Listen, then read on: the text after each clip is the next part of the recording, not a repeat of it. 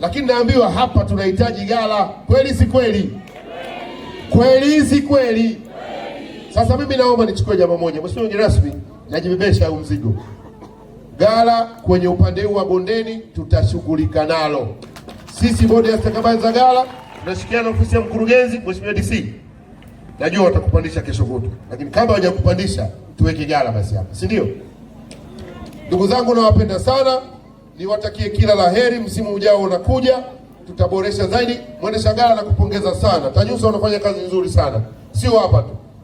TANYUSA wanafanya kazi kusini, lakini hapa anawatendea haki. Nasema hivi, nyinyi wafanyabiashara, jifunzeni kwa TANYUSA. Miaka miwili tunawapa, tumtoe TANYUSA tuwe na mwenyeji wa hapa. Mheshimiwa wewe milioni 68, mzee wa milioni 68 awe mwendesha ghala hapa, si ndio jamani? Ili ajira zitoke hapa, ili watoke hapa na TANYUSA. Usitoke na watu wako huko kusini, ajiri watu wa hapa.